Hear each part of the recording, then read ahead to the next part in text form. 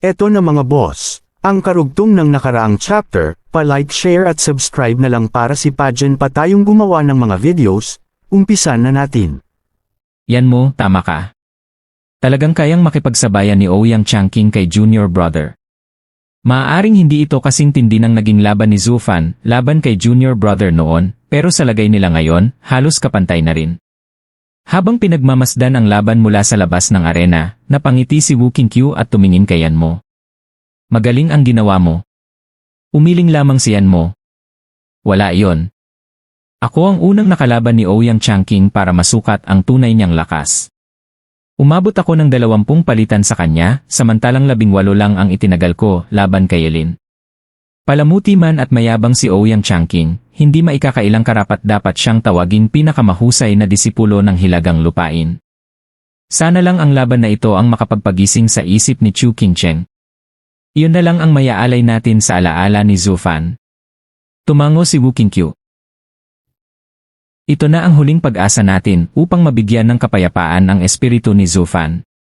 Kapag hindi pa rin ito umubra, wala na tayong ibang magagawa. Napatingin siya kay Chu Qingcheng.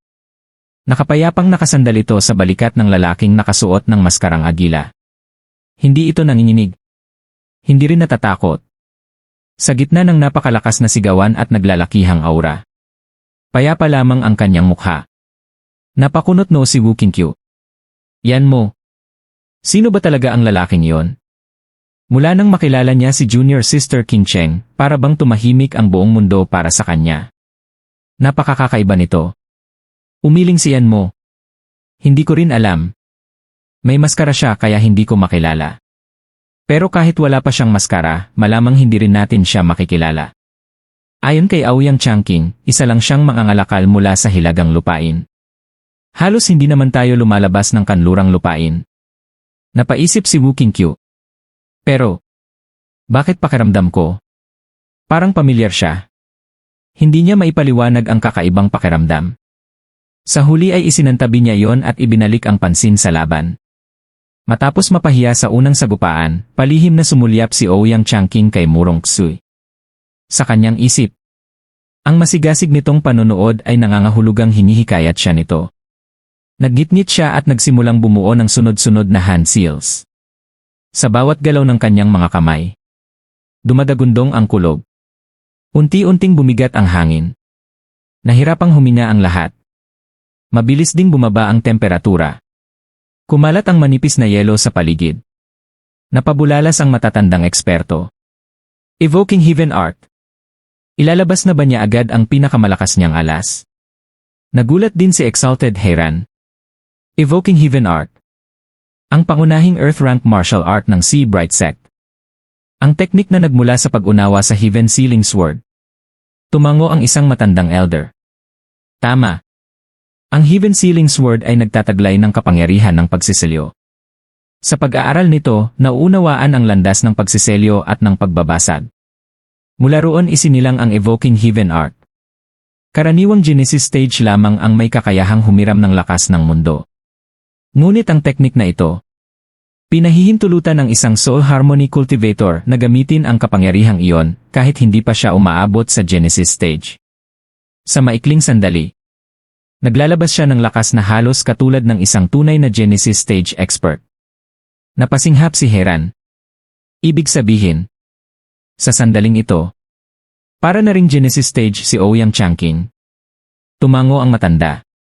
Kung magkapantay sila kanina, malamang siya na ngayon ang may kalamangan. Ngunit huwag mong maliitin ang panganib. Napakahirap kontrolin ang kapangyarihan ng mundo. Kahit ang bagong Genesis Stage Cultivator ay nahihirapan rito. Lalo na ang isang Soul Harmony Cultivator. Kapag sumobra siya, siya mismo ang lalamunin ng kapangyarihang iyon. Sa pinakamasamang sitwasyon, mapupunit ang kanyang katawan. Napakunot noo si Heiran. Ngunit siya ang pinakamahusay na disipulo ng Hilagang Lupain. Sigurado akong alam niya ang kanyang limitasyon. Napabuntong hininga ang elder. Ikinatatakot ko ang kanyang kabataan.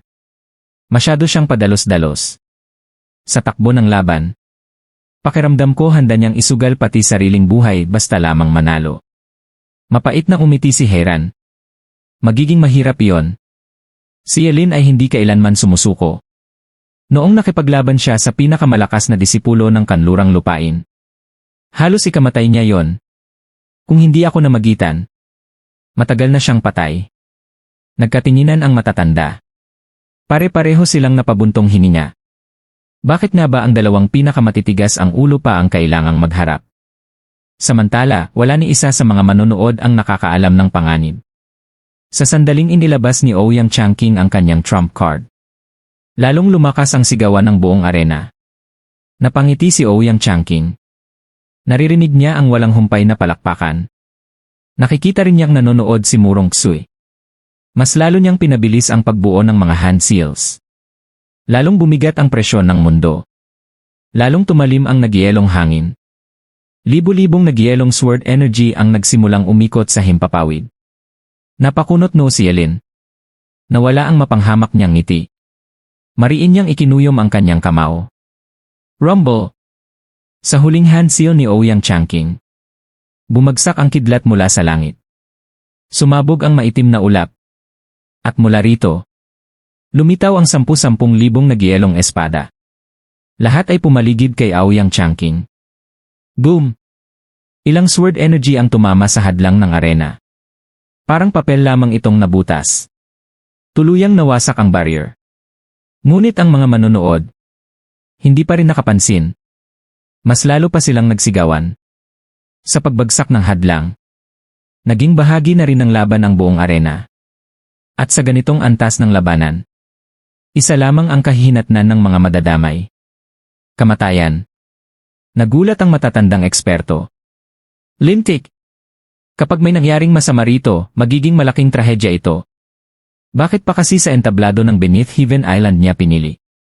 Hindi ba niya alam na para lamang ito sa mga karaniwang sparring ng mga disipulo? Mahina ang barrier nito. Napangiti si Heiran. Natural. Narito kasi ang pinakamaraming tao. Mukhang tama nga ang mga chismis. Napakabanidoso talaga ng anak ni Ouyang Lingshan. Hindi ba ninyo siya pipigilan? Nagkatinginan ang matatanda. Exalted Heiran. Bakit hindi na lang kayo ang gumawa? Napairap si Heiran. Hindi. Teritoryo ninyo ito. Hindi ako makikialam hanggat hindi nalalagay sa panganib ang mga disipulo ko. Kapag ginawa ko iyon ngayon, iisipin nilang natalo na ang kanlurang lupain. May dangal din kami. Napabuntong hininga ang mga elder. Hindi rin kami maaaring manghimasok. Matigas ang ulo si Changqing. Pero siya ang tiyak na susunod na hahawak sa Heaven Sealing Sword. Paano namin sisirain ang pinakamatayog niyang sandali? Napailing si Heiran. Puro kayo sipsip. Kaya lumaki ng ganyan ang ulo ng batang iyon. Kayo rin ang may kasalanan. Wala nang naisagot ang matatanda. Tahimik nilang tinanggap ang puna. Sa ibaba, patuloy na umiikot ang sword energy. Parang buong mundo ay sumusunod sa kagustuhan ni Ouyang Changqing. Labis siyang nasasabi. Ngayon lamang niya naranasan ang ganitong uri ng kapangyarihan. Pakiramdam niya. Hawak niya ang buong mundo sa kanyang palad. Itinaas niya ang kanyang kamay at itinuro ang kalangitan. Biglang nagsanib ang libu-libong sword energy. Unti-unti itong naging isang dambuhalang espada na halos 300 metro ang haba. Matalim. Nakakatakot. Mistulang kayang hiwain ang langit. Napabulala si Wu Qingqiu. Ito ba ang kapangyarihang hiniram niya mula sa mundo? Pero, paano haharapin yon ni Junior Brother? Naggitngit siyan mo. Hindi na ito simpleng pagtaas ng lakas. Magkaibang cultivation realm na ito. Halos imposibleng tawirin ang agwat ng Soul Harmony Stage at Genesis Stage. Napabuntong hininga si Wu Qingqiu habang muling tumingin kay Chu Qingcheng. Umaasa akong makakakita siya ng isang patas na laban. Pero masyadong maagang inilabas ni Ouyang Changqing ang lahat ng kanyang lakas. Nawala tuloy ang tunay na tensyon. Tahimik na tumango ang iba. Samantalang si Elin, hindi inalis ang tingin kay Zufan. Naglalagablab ang kanyang mga mata sa pagnanais na lumaban. Paglingon niya kay Ouyang Changqing, mas lalong sumiklab ang gintong apoy sa kanyang mga mata. Elder brother, masdan mong mabuti. Natalo man ako sa iyo noon. Pagkaraan ng lahat ng taong ito, Hindi na ako ang dating Yelin. Ha ha ha! Nararamdaman mo ba ngayon ang tunay kong kapangyarihan? Sumuko ka na habang may pagkakataon pa. Magkakampi ang ating mga lupain, kaya ayokong masugatan ka at masira ang ating ugnayan. Gumamit ka ng kaunting bait at sundan mo na lamang ang landas ng aking kadakilaan. Sa isip ni Ouyang Changqing ay isa lamang ang tumatakbo. Kapag nasa akin ang kapangyarihan ng langit, walang imposibleng makamit. Itinaas niya ang kanyang kamay, at kasabay nito'y umangat ang napakalaking ilusyonaryong espada sa ibabaw niya. Lalong lumaki ang kanyang kayabangan habang nagsasalita, at ang mga manonood naman ay lalo pang naging masigasig sa pagsigaw ng kanyang pangalan. Si Murong Xui lamang ang napailing habang sinulyapan si Shangguan Qinyan. May lakas na siya, ngunit mas malaki pa ang kanyang pagkamakasarili at pagkamayabang. Habang iniisip ko ito, lalo akong nag-aalala sa kinabukasan ng hilagang lupain kung siya ang mamumuno. Nanatiling malamig ang titig ni Yelin. Hindi man lamang siya natinag sa dambuhalang espada sa itaas ni Ouyang Changqing. Sa halip ay mapanghamon pa siyang ngumiti. Hindi ba masyado kang nagmamadali, Brother Aoyang? Napangisi si Ouyang Changqing. Iniisip mo talagang kaya mong salagin ang espadang ito? Tatalunin ko iyan. Nagliyab ang gintong apoy sa mga mata ni Yelin habang sumabog ang kanyang aura. Ito ang lihim na teknik na minsan ko lamang maaaring gamitin habang nasa Soul Harmony stage. Inihanda ko ito para sa araw na muli kaming maglalaban ni Elder Brother. Pero dahil ikaw ang nauna, ikaw na muna ang titikim nito. Decimating Inferno. Fire Dragon Form. Umalinggaw ang kanyang dagundong sa kalangitan. Kasunod nito ay ang nakakabinging ungol ng isang dragon. Bawat alingawngaw ay nagpayanig sa himpapawid. Mula sa kanyang katawan ay sumabog ang naglalagablab na gintong apoy na tila isang bulkan na sumasabog. Nagningning ang buong kalangitan. Kumalat ang napakainit na alon ng apoy. Namula ang kalahati ng langit. Maging ang mga manonood ay tila niluluto sa tindi ng init. Sa harap ng lahat, unti-unting nagbago ang katawan ni Yelin. Nababalutan ito ng makikintab na gintong kaliskis. Humaba ang kanyang mga pangil. Unti-unti siyang naging tila isang mabangis na halimaw. At ang anyo ng kanyang ulo ay walang iba kundi isang dragon. Napasinghap ang buong arena. Ito ba ang Heavenly Dragon Soul? Paano siya nagkaroon ng ganitong anyo habang Soul Harmony stage pa lamang? Halatang dumoble ang kanyang lakas at yuan ki. Ngayon, may tunay na pag-asa na siyang mabasag ang dambuhalang espada. Huminga ng malalim si Ouyang Changqing bago malamig na ngumiti. Kahit pa Heavenly Dragon Soul ang mayroon ka. Ano naman? Ang espada ko ay bunga ng Heaven Sealing Sword Art. Kahit makiisa ka pa sa kaluluwa ng isang dragon, wala kang magagawa laban dito. Napangisi si Yelin. Akala mo ba ito ay ordinaryong Soul Harmony Transformation? Magmang. Panoorin mong mabuti. Sinabi ko ng Fire Dragon form ito. Hindi ito peking dragon transformation na gaya ng alam mo. Muli siyang umungal. Boom! Parang sumabog ang mundo. Sumiklab ang marahas na gintong apoy mula sa kanyang katawan sa lahat ng direksyon. Napapikit ang mga manonood sa nakakasilaw na liwanag. Ramdam nila ang nakakapasong init sa kanilang balat. Napasinghap si Ouyang Changqing. Sa isip niya ay halos mapasigaw siya. Mga kapatid, laban lang ito para sa pinakamalakas na disipulo. Hindi ito laban hanggang kamatayan. Pwede bang huwag ka namang sumabog? Maging ang mga matatandang eksperto ay natulala. Kahit si Exalted Heiran ay hindi maitago ang kanyang pagkabigla. Bakit bigla siyang nagpapasabog ng aura? Hindi pa nga siya naiipit. Kung magtatagal pa yon, aabot ang naglalagablab na apoy sa mga manonood. Hindi mabilang ang mamamatay. Handa na sanang kumilos ang mga elder upang pigilan ito. Maging si Ouyang Changqing ay naghanda ng ibagsak ang kanyang espada upang putulin ang paparating na apoy. Ngunit, biglang huminto ang lumalawak na apoy. Sa halip na kumalat, mabilis itong bumalik sa gitna ng entablado. Umikot ito ng paikot-ikot. Hanggang sa mabuo ang isang napakalaking tornado ng apoy na sumuntok paitaas sa kalangitan. Nang unti-unti itong humupa, isang nakakabinging dagundong ng dragon ang umalingaw-ngaw sa buong mundo. Natulala ang lahat. Ang mga elder. Si Ouyang Changqing. Maging si Exalted Heran. Hindi sila makapaniwala sa kanilang nasasaksihan. Sa lahat ng taong ginugol ni Yelin sa Double Dragon Manor, hindi niya kailanman ipinakita ang teknik na ito. Wala na si Yelin sa entablado. Sa kanyang kinatatayuan ay isang 300 metrong gintong dragon na balot ng naglalagablab na apoy. Lumilipad ito sa himpapawid.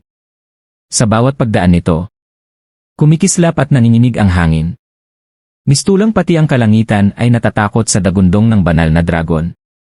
Tanging ang isang tunay na divine beast lamang ang may lakas upang hamunin ang langit. Hindi ito kontento sa kapangyarihan ng mundo. Si Yelin ngayon ay isa ng tunay na fire dragon. Ang kanyang kapangyarihan ay umabot na sa antas ng kalangitan mismo.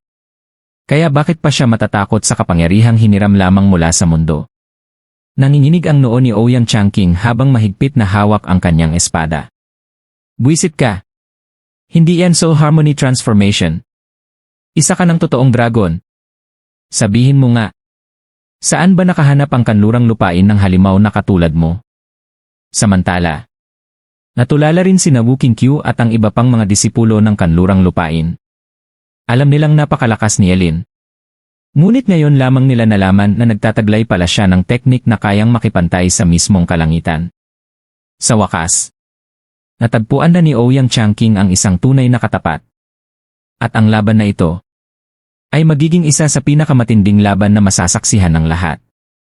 Halos kapantay ito ng naging labanan ni Zhu Fan at Yelin noon sa kanlurang lupain.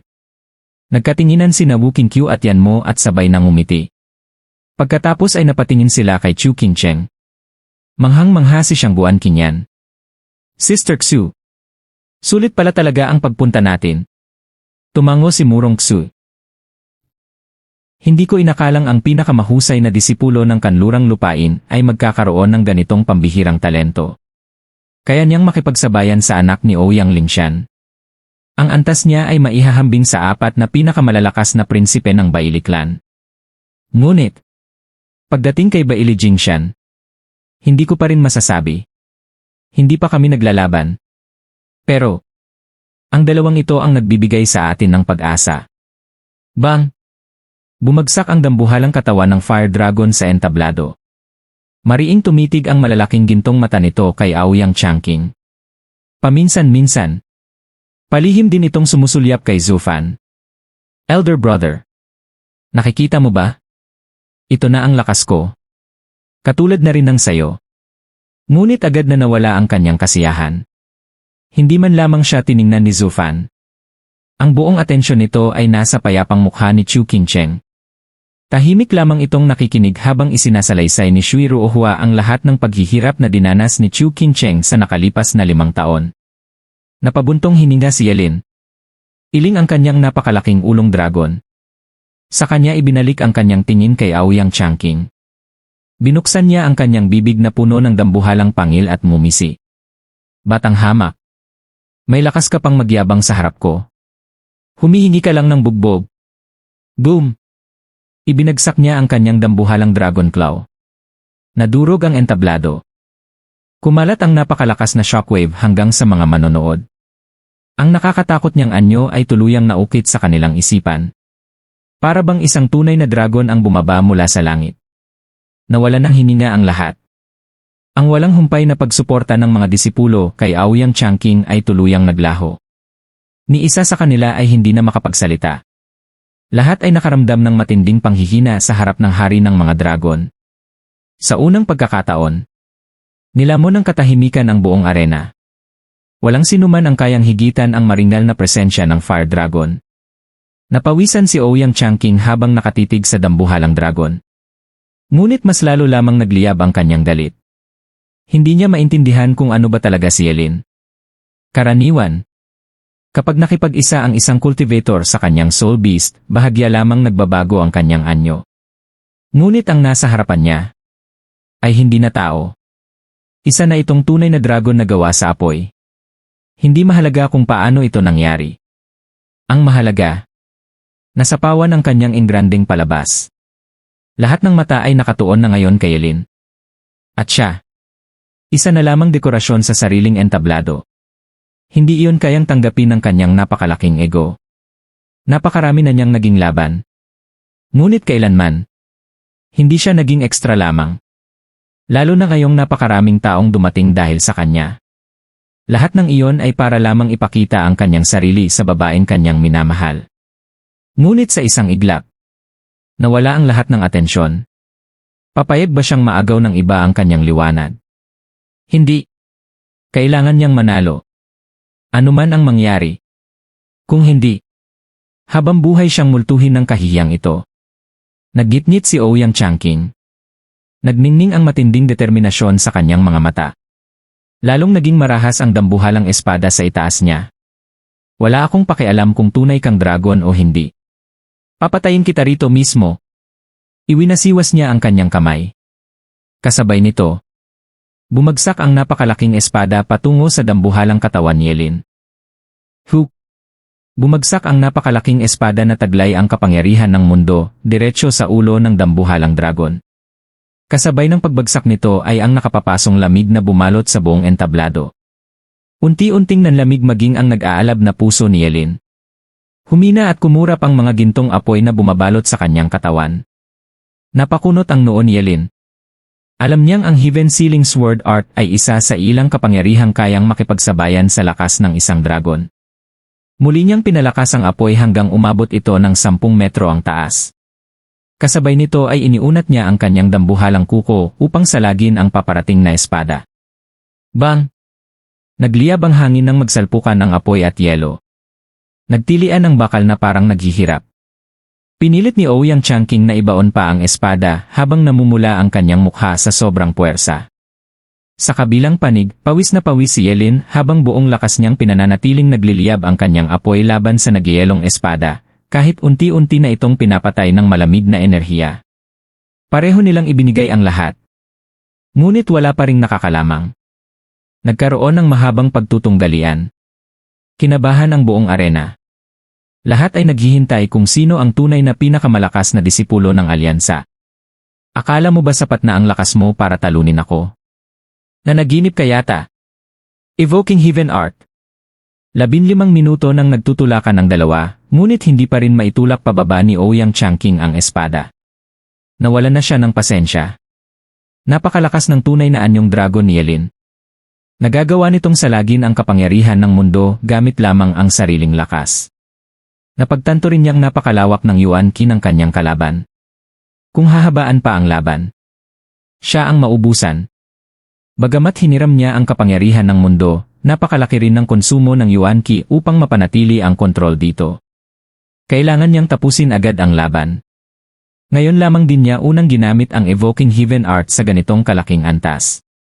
At kung hihigop pa siya ng mas maraming kapangyarihan, nag-atubili siya. Ngunit nang makita niya ang matatag na titig ni Yelin, nagnitnit siya. Mabilis niyang binuo ang mga hand seal. Muling dumagundong ang kalangitan. Sunod-sunod na sword energy ang nagtipon sa kanyang kamay bago dumaloy sa dambuhalang espada. Lalong lumamig at lumakas ang espada. Mas mariin itong itinulak ang katawan ni Yelin. Sa lakas ng banggaan, nahati sa dalawa ang mismong entablado. Napangiti si Ouyang Changqing. Tingnan natin kung gaano kapakatagal. Nabahala ang mga elder ng Sea Bright Sect. Ginamit na naman niya ang Evoking Heaven Art. Sana ay wala itong maging problema. Umaasa rin ako. Napailing silang lahat. Muling nagsigawan ang mga disipulo habang nakikita ang pagbawi ng kanilang senior brother. Ngunit, natabunan niyo ng isang nakakabinging dagundong ng dragon. Habang itinutulak ni Yelin ang dambuhalang espada, bigla niyang inihampas ang kanyang nagliliyab na buntot. Bang! Nyanig ang dambuhalang espada. Humina ang liwanag nito. Napaatras si Ouyang Changqing. Ngunit higit sa kanyang katawan, ang kanyang puso ang hindi matanggap ang nangyari. Humihingal ngunit nakangisi si Yelin. Batang hamak. Tingnan natin kung hanggang saan ka dadalhin ng kapangyarihan ng mundo. Hindi ba't hiniram mo lamang iyan gamit ang Yuan Qi mo? Kapag kahit bahagyang nayanig ang espada, mauuga rin ang Yuan Qi mo. Paano ka pa makakakontrol sa kapangyarihan ng mundo sa ganoong kalagayan? Isang maliit na pagkakamali lang. At babagsak ang lahat. Ang Evoking Heaven Art mo, Hindi pala ganoon kahanga-hanga. Lalong sumiklab ang kanyang apoy habang muling itinutulak ang espada. Bang! Namutla si Ouyang Changqing. Buwisit kang bata. Babayaran mo ito. Dahil natuklasan na ang kanyang kahinaan, hindi na siya nagdalawang isip. Muli siyang bumuo ng hand seal. Ipapakita ko sa iyo ang tunay na kapangyarihan ng Heaven Sealing Sword Art. Heaven Sealing Art. Sa isang iglap, nabasag ang dambuhalang espada at naging hindi mabilang na nagyelong talim. Tahimik at halos hindi makita ang mga ito habang rumagasa patungo sa napakalaking katawan ni Yelin. Dahil nawala ang puwersang humahawak sa kanya, mabilis na umangat sa himpapawid si Yelin. Ngunit sa sumunod na sandali, sunod-sunod siyang tinamaan ng mga talim. Unti-unting namatay ang kanyang apoy. Maging ang kanyang katawan ay nagsimulang magyelo. Napasinghap siya. Ano ito? Hindi ako makagalaw. Tumawa si Ouyang Changqing. Nakita mo ba? Ito ang tunay na kapangyarihan ng Heaven Sealing Sword Art. Pagsisil. Kapag natamaan ka nito, walang saysay ang lakas mo. Hindi mo man lang maigalaw ang isang daliri. Talo ka na, batang taga-kanlurang lupain. Naggitngit si Yelin. Napasinghap ang mga elder. Ang Evoking Heaven Art ay gumagamit ng Breaking Path. Samantalang ang Heaven Sealing Art ay gumagamit ng Sealing Path. Sinong nagsabing pagsabayin niya ang dalawang teknik? Pinapalala lang niya ang sitwasyon. Nagtaka si Exalted Heiran. Ano ang problema? Mas mapanganib pa ba ito kaysa sa Evoking Heaven Art? Tumango ang mga elder. Kapag nasobrahan ang paggamit ng Evoking Heaven Art, mawawala lamang sa kontrol ang kapangyarihan ng mundo. Ngunit maaari pa itong pigilan. Kapag pinagsabay mo ang dalawang teknik, magpapalakas sila sa isa't isa. Kapag nawala ang kontrol, walang sinuman ang makakapigil sa nagwawalang kapangyarihan ng mundo hanggat hindi inaalis ang seal. 2,000 taon na ang nakalipas. Isang beses na itong nangyari. Kinailangan pang gamitin ng may hawak ng Heaven Sealing Sword ang banal na espada upang putulin ang koneksyon sa kapangyarihan ng mundo.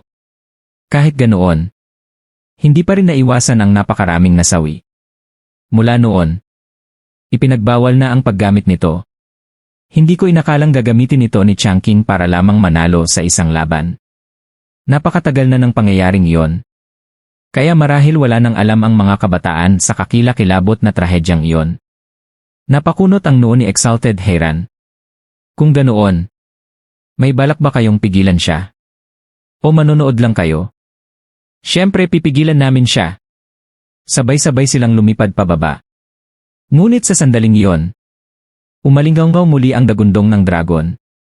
Bago tuluyang lamunin ng yelo si Yelin, muling sumiklab ang kanyang gintong apoy. Nabasag ang nagyelong balot. Ngunit, dumugo ang kanyang bibig. Napangisi si Ouyang Changqing. Ginagamit mo ang blood essence mo para pilitin ang potensyal mo. Walang silbi. Walang hanggan ang kapangyarihan ng mundo na nasa akin. Hanggang kailan mo iyan matitiis? Muli siyang bumuo ng hand seal. Evoking Heaven Art. Huwag. Sigaw ng isang elder. Ngunit huli na ang lahat. Lubusan ng nilamon ng pagnanais na manalo si Ouyang Changqing. Muling bumuhos ang kapangyarihan ng mundo. Isa na namang dambuhalang espada ang nabuo. Pagkatapos ay binago niya ang mga hand seal. Heaven Sealing Sword Art. Namutla ang mga elder. Hindi na nila siya naabutan. Bago pa tuluyang mabuo ang espada. Nagbago na ito sa hindi mabilang na malamig na talim. Rumagasa ang mga ito patungo kay Yelin. Sa isang kisap mata, isa na namang kulungan ang nabuo. Nagulat si Yelin. Buong lakas niyang pinanatiling nagliliyab ang kanyang gintong apoy. Ngunit wala na itong silbi. Tuluyan nang nakawala sa kontrol ang kapangyarihan ng mundo. Kahit wala ng kontrol si Ouyang Changqing, kusang bumuo ang kalangitan ng espada. At muli itong naging hindi mabilang na nagyelong talim na paulit-ulit na tumama kay Yelin. Masayang tumawa si Ouyang Changqing. Ha. Pwede pala talagang pagsabayin ang dalawang teknik. Mas lumalakas pa ang epekto. Ganito pala mailalabas ang walang hanggang kapangyarihan ng mundo. Panalo na ako. Bakit ngayon ko lang ito naisip? Wala kang naisip. Nawalan ka ng kontrol sa kapangyarihan ng mundo. Papatayin mo tayong lahat. Sa isang kisapmata ay lumitaw ang isang elder sa kanyang harapan. Agad niyang inutusan ang iba. Bilis! Tawagin niyo si Lingshan. Sabihin niyong dalhin niya agad ang Heaven Sealing Sword para putulin ang koneksyon sa kapangyarihan ng mundo. Nagulat si Ouyang Changqing. Elder, ano po ang problema? Hindi ba ako ang unang taong nakaisip na pagsabayin ang dalawang teknik? Napangiwi ang elder. Hindi niya alam kung maiinis o matatakot habang nakatitig sa dambuhalang espada sa kalangitan. Samantala, muling umalinggaw ang dagundong ni Yelin. Unti-unti na naman siyang nilalamon ng yelo. Ngunit kakaiba ang yelong ito. Hindi lamang nito siya pinipigilan. Unti-unti nitong ginagawang isang napakalaking rebultong yelo ang kanyang buong katawan. Sa likod ng makapal na yelo, biglang nagningas ang kanyang mga mata ng mabangis na pagpatay. Hush! Hindi mabilang na mga sword energy ang nagliparan sa himpapawid at walang tigil na tumama sa nagyelong dragon, lalo pang pinalalakas ang selyong bumabalot dito. Umalinggaw ang dagundong ng dragon. Sa lakas ng kanyang sigaw ay nadurog ang mismong entablado. Kasunod nito ay ibinuga niya ang nagyelong hininga patungo sa mga manonood. Isang rumaragas ang unos ng yelo at matinding lamig ang tumama sa mga tao. Ang sinumang hindi nakaiwas ay agad na naging estatwang yelo habang puno pa ng takot ang kanilang mga mukha. Maging ang kanilang mga kaluluwa ay tila nagyelo sa sobrang lamig. Tapos na tayo. Nagwawala na mismo ang langit at lupa. Napahawak sa ulo ang isang elder habang mapait na napabuntong hininga. Naggitngit naman si Ouyang Changqing nang makita niyang inaatake ng dragon ang sarili niyang mga tagahanga. Hoy, brat mula sa kanlurang lupain. Nabaliw ka na ba? Ikaw ang baliw, Changqing. Mariing sigaw ng elder. May ideya ka ba sa sakunang ikaw mismo ang lumikha? Ang Evoking Heaven Art at Heaven Sealing Art ay magkaugnay. Binubuksan ng Evoking Heaven Art ang lagusan patungo sa kapangyarihan ng mundo upang mahiram ito. Samantalang isinasara naman ng Heaven Sealing Art ang lagusang iyon at ang kapangyarihang dumadaloy rito. Kapag normal na ginagamit ng isang cultivator ang kapangyarihan ng mundo, kusa itong bumabalik sa kalikasan pagkatapos gamitin. Ganyan ang natural nitong daloy. Ngunit ang ginawa mo, binuksan mo ang lagusan. Pagkatapos ay isinara mo ito habang naroon pa rin ang kapangyarihan. Nang mawalan ka ng kontrol, patuloy na bumuhos ang kapangyarihan ng mundo sa realidad. Hindi na ito makabalik. Wala ring sinumang kumokontrol dito. At ito ang naging resulta. Nanlaki ang mga mata ni Ouyang Changqing. Kinamot pa niya ang ulo na parang batang walang alam. Elder. Ibig mong sabihin, hindi talaga siya ang dragon? Isa lang siyang pinagsama-samang kapangyarihan ng mundo. Pero bakit ito umaatake ng tao? Hindi ba enerhiya lang iyon? May espiritual na enerhiya ang mundo. Ibig sabihin, may sarili rin itong kalooban. Paliwanag ng elder.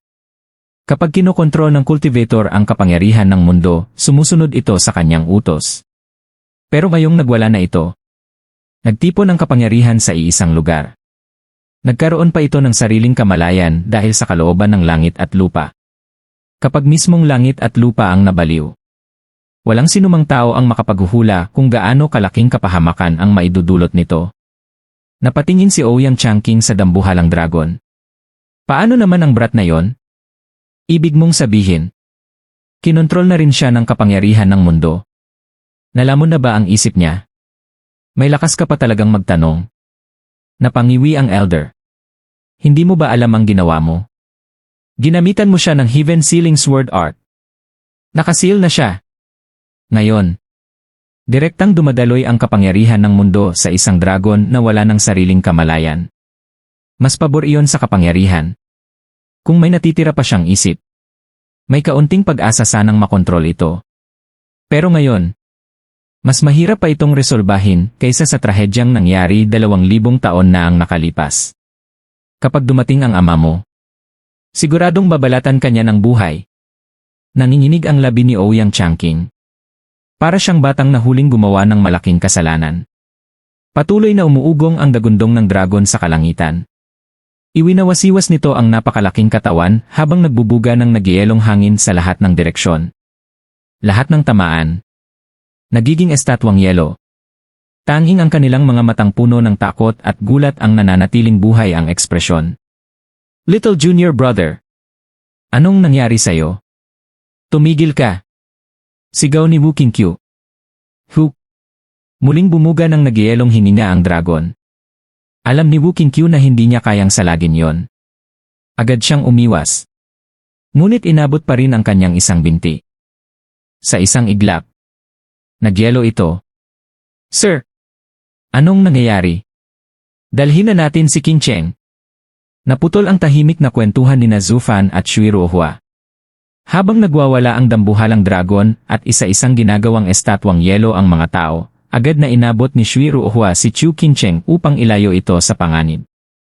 Ngunit mumiti lamang si Zufan habang nakatitig sa mapayapang mukha ng kanyang asawa. Ayos lang. Huwag na natin siyang gambalain. Hindi mo pa tapos ang kwento mo, Miss Shui. Pakituloy mo lamang. Halos mapasigaw si Shui Ruohua. Ano? Nagwawala na ang halimaw. Maaaring magunaw na ang buong mundo. At gusto pa niyang ipagpatuloy ko ang pagkukwento. Kahit mamatay pa ako. Hindi ko hahayaang may mangyari kay Qin Cheng. Anong klaseng kapatid ba ang tingin niya sa akin? Habang pilit niyang inilalayo si Qin Cheng, hinawakan siya ng isang gwardiya. Miss, kung sinabi ng sir na ayos lang, magtiwala ka sa kanya. Narito rin kami. Hindi namin hahayaang mapahamak si Miss. Napatingin siya sa kalmadong mga mata ni Zufan. Pagkatapos ay sa mga gwardyang lubos ang tiwala rito. Nag-alinlangan siya. Ngunit wala na siyang ibang nagawa kundi ang tumango. Ngumiti si Zufan. Muli niyang pinagmasdan si Chu Qincheng ng may pagmamahal. Bang! Sa entablado.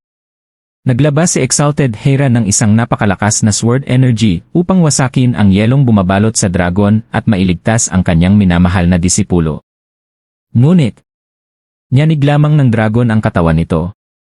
Lahat ng yelong nabasag. Pati ang mismong sword energy. Ay agad nitong sinipsip pabalik sa sariling katawan. Napasinghap si Exalted Heran. Ano ba talaga ang bagay na yan? Lumapit ang isang puting balbas na elder. Exalted. Huwag na kayong umatake. Wala tayong magagawa. Anumang teknik ang gamitin natin.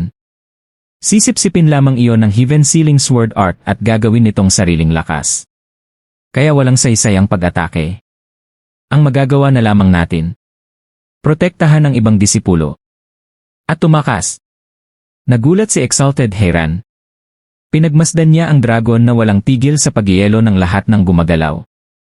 Kung hindi ito mapipigilan, paano natin ito haharapin? Hindi natin maaaring hayaang lamunin ng yelo ang buong sekta. Sumagot ang elder. May isang bagay lamang ang hindi kayang isiyon ng Heaven Sealing Sword Art. Ang 5 dakilang banal na espada. Tingnan ninyo.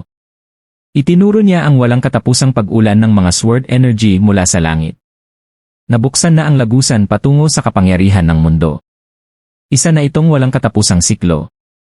Ang tanging magagawa natin ay umiwas at hintayin si Brother Lingshan.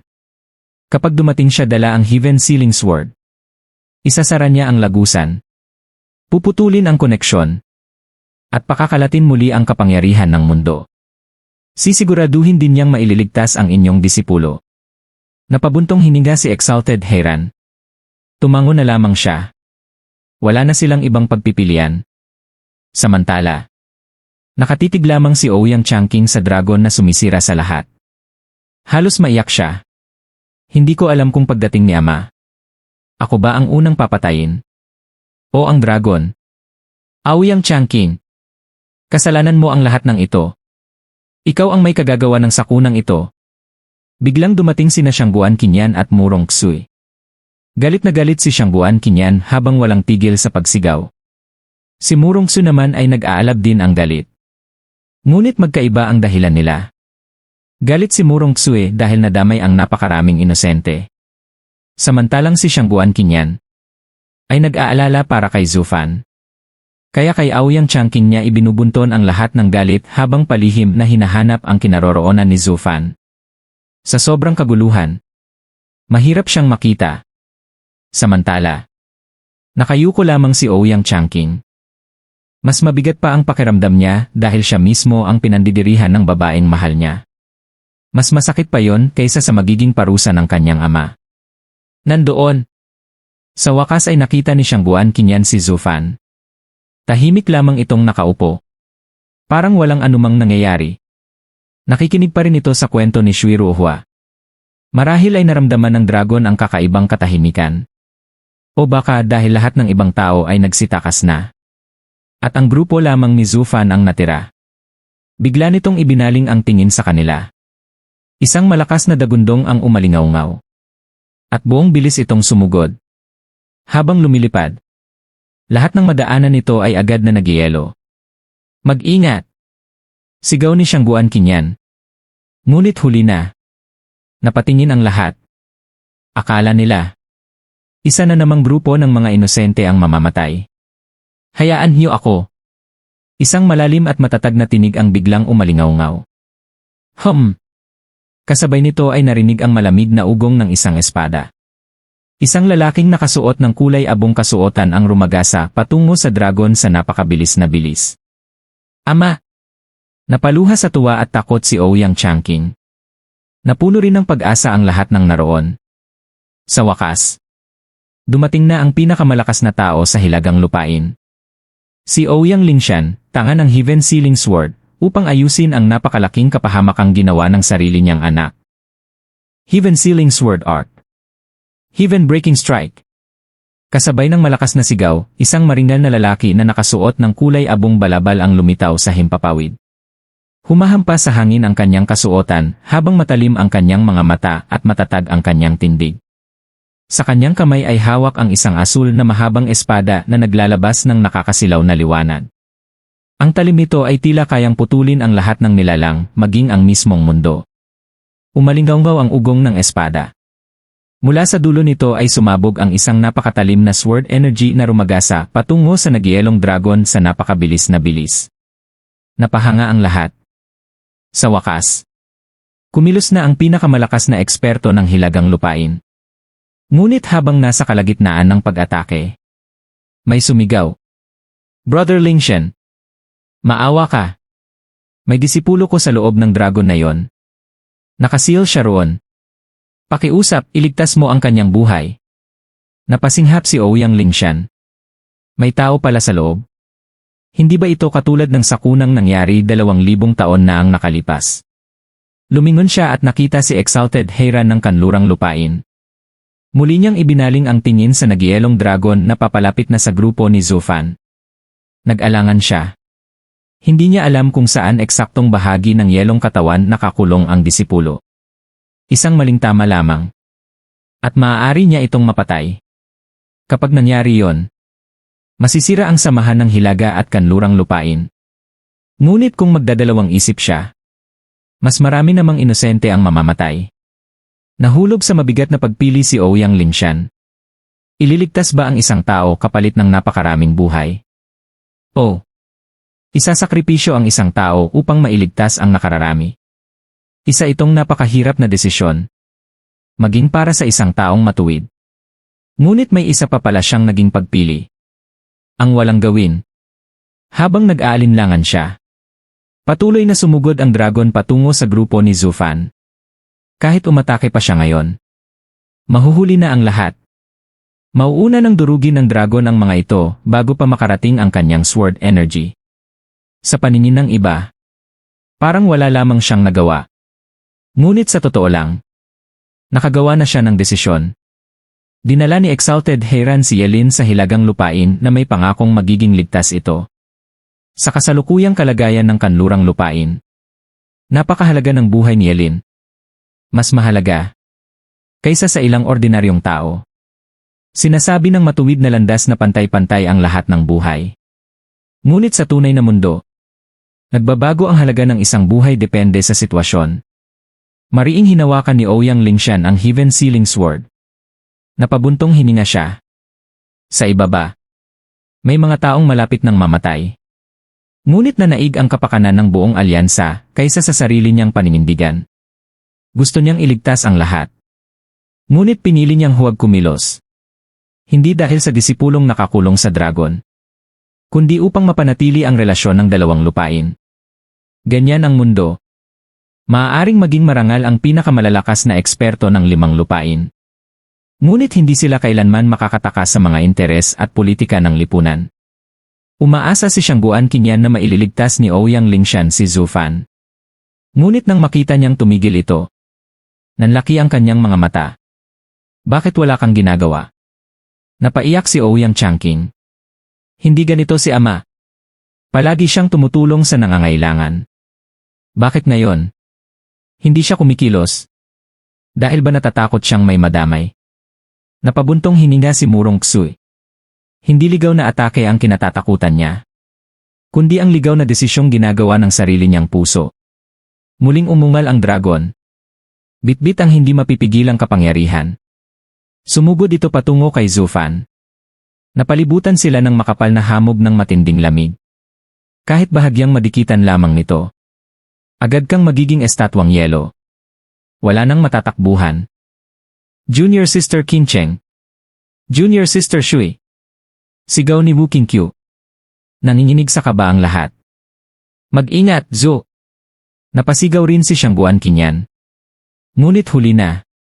Itinaas ng dragon ang napakalaking kuko nito. Handa na nitong durugin ang grupo ni Zhu Fan. Nanigas sa takot sina Shui Ruohua at ang isa pang babae. Napatingin sila kay Zhu Fan. Nakaupo pa rin ito. Hindi man lang natinag. Sinabi ko nang tumakas tayo. Pero nagpakatapang ka pa. Ngayon wala na tayong matatakbuhan. Kung gusto mong mamatay, bakit pati kami dinamay mo? Tingnan mo si Qincheng. Wala pa rin sa sarili. Mamamatay siya dahil lamang sa isang estranghero. Napalingon si Shui Ruohua sa mga gwardya. Ngunit lalo siyang natulala. Sila man. Kalma lamang. Lahat ba kayo ay baliw? Handa kayong mamatay kasama ang ganoong amo. Ngunit matagal na nilang nakilala si Zhu Fan. Mula sa pagharap nito kay Frigid Rain Sword King, hanggang sa pakikipaglaban nito sa Invincible Sword. May isang bagay silang natutunan. Kapag sobrang kalmado si Zhu Fan, ibig sabihin, walang dapat ikabahala. Mahigpit na hawak ni Zhu Fan ang kamay ni Chu Qingcheng. Nakasandalang ulo nito sa kanyang balikat. Payapang-payapa. Lalo pa kaysa dati. Kung ganoon ang kanilang amo, bakit pa sila mag-aalala? Buong-buo ang tiwala nila sa kanya. Para sa kanila, kahit isang hukbo ng mga dragon pa ang dumating. Habang kalmado si Zhu Fan, kalmado rin sila. Humagupit ang nagyelong hangin. Nagyelo maging ang mga upuan. At sa isang iglap, nasa ibabaw na nila ang napakalaking mga kuko ng dragon. Napapikit si Shui Ruohua. Halos mawalan na siya ng malay sa sobrang takot. Nag-aalala si Wu Qingqiu, Yan Mo, Murong Xue at ang iba pa. Ngunit wala silang magawa. Napabuntong hininga si Ouyang Lingshan. Ipinikit niya ang kanyang mga mata. Hindi niya kayang panoorin ang bunga ng sarili niyang desisyon. Napayuko rin si Exalted Heiran upang mailigtas si Yelin. At ang kinabukasan ng kanlurang lupain. Isinakripisyo niya ang mga taong itinuturing na walang halaga. Sigurado ang lahat. Mamamatay na ang grupo ni Zhu Fan. Ngunit, sa mismong sandali na tatama na ang mga kuko, bigla itong tumigil. Natulala ang buong lugar. Sa pagitan ni Zhu Fan at ng dragon, unti-unting nabuo ang isang dambuhalang itim na kuko. Ito ang humarang sa pag-atake ng dragon. Ano ito? Sigaw ng isang elder. Bakit hindi siya na-seal? Kayang i-seal ng dragon ang lahat. Mga teknik. Kaluluwa. Maging Yuan Qi. Paano may taong hindi naapektuhan kahit direktang humaharang dito? Nanlaki rin ang mga mata ni Ouyang Lingshan. Halos makalimutan pa niyang lumilipad siya. Hindi na kayang mag-seal ng Heaven Sealing Sword Art. Impossible. Dahan-dahang dumilat si Shui Ruohua. Inakala niyang patay na siya. Ngunit ang nakita niya, ang itim na kuko ang humahadlang sa dragon. Hindi ba sinabing walang makakapigil sa halimaw na yon? Maging si Exalted Heiran ay nabigo. Paano ito nagawa ng lalaking ito? Sir! Mahinang bulong niya habang nakatitig kay Zhu Fan. Ngunit wala itong pakialam sa dragon. Ang tanging tinitingnan niya ay si Chu Qingcheng na payapang nakasandal sa kanyang balikat. Pagkatapos, malamig niyang sinulyapan ang dragon. Sinira mo ang magandang sandali. Hayop ka. Thunderflame Wraithclaw. Biglang kumislap ang kaliwang mata ni Zufan. Sumabog ang itim na kidlat at apoy. Binalot nito ang itim na kuko. Sa isang kisap mata, lumaki ito ng maraming ulit, hanggang maging isang napakalaking Thunderflame Claw. Kumalabog ang hangin. Ang nagliliyab na itim na kidlat ay nagdala ng napakabagsik na aura ng kamatayan. Maging ang mga disipulo, ang mga elder, si Exalted Heiran, at maging si Ouyang Lingshan, ay nakaramdam ng takot hanggang sa kaibuturan ng kanilang mga puso. At ang pinakamahirap paniwalaan, ang nagyelong dragon mismo, ay natakot. Sa harap ng kapangyarihan ng itim na Thunderflame, nanginig ang dambuhala nitong katawan. Boom! Mariing nagsara ang nakakatakot na itim na Thunderflame Claw. Sa isang iglap, sumabog ang dalawang kuko ng Ice Dragon. Hindi man lang nagkaroon ng pagkakataong mabuo muli ang mga ito, dahil agad silang nilamon ng itim na Thunderflame at tuluyang naging abo. Nanginig sa takot ang Ice Dragon. Sa unang pagkakataon, nakaramdam ito ng tunay na pangamba. Kanina patahimik lamang ang lalaking iyon, nakaupo sa gilid na parang walang pakialam. Walang sinuman ang makapaghihinalang taglay pala nito ang isang kapangyarihang higit pa sa makalangit. Isang kapangyarihang hindi man lamang kayang isil. Agad na iwinasiwas ng dragon ang buntot nito at umurong. Sinipsip nito ang nagyelong sword energies na bumabagsak mula sa langit upang maibalik ang nasirang bahagi ng katawan. Sa loob lamang ng ilang sandali, muli nitong naibalik ang mga nawasak na kuko. Ngunit wala nang balak si Zufan na hayaan pa itong mabuhay. Dahil napilitan na rin siyang kumilos. Tatapusin na rin niya ang lahat. Kumislap ang kanyang mga mata. Parang kidlat na sumugod ang dambuhalang Thunderflame Claw at sinunggaban ang ulo ng Ice Dragon. Boom! Sa isang higpit lamang, sumabog ang ulo nito. Ang yelong nabuo mula sa kapangyarihan ng mundo ay walang nagawa laban sa itim na apoy. Isa-isang natunaw at naglaho ang mga ito. Hindi tumigil ang higanteng kuko. Mula ulo hanggang katawan. Sunod-sunod nitong dinurog ang 300 metrong katawan ng Ice Dragon. Bawat pirasong nabasag ay agad na sinunog ng Thunderflame. Hindi na ito muling nakabuo. Tuluyan itong nabura sa mundong ito. Sa huling paggalaw ng Thunderflame Claw, may isang tao itong hinila palabas. Si Yilin. Dahil sa seal na tumama sa kanya, malabo pa rin ang kanyang isipan. Pasuray-suray ang kanyang katawan. Ngunit kahit ganoon, nakilala pa rin niya ang taong nagligtas sa kanya. Salamat, Elder Brother. Kahit lumipas ang napakaraming taon, hindi pa rin kita naabutan. Mahinang ngumiti si Zufan. Ayos lang. Mag-ingat ka na lang sa susunod. Pagkawala ng Thunderflame Claw, parang walang nangyari. Tahimik na muling naupo si Zufan. Nakasandal pa rin sa kanyang balikat si Chu Qingcheng. Wala itong naramdamang kaguluhan. Sa buong laban, sa lahat ng pagsabog at pagyanig, tiniyak ni Zufan na ni isang panginginig ay hindi makarating sa kanya. Samantalang ang lahat ng naroon, parang natulala. Maging si Ouyang Changqing ay nakangangang nakatingin. Hindi niya maintindihan.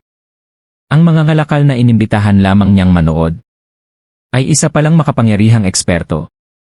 Ang banal na teknik na ginamit nito upang durugin ang Ice Dragon ay lampas pa sa kanyang pagkaunawa.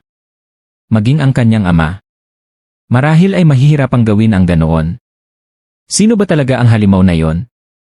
Samantala, punong-puno ng paghanga ang mga mata ni Shangguan Qinyan.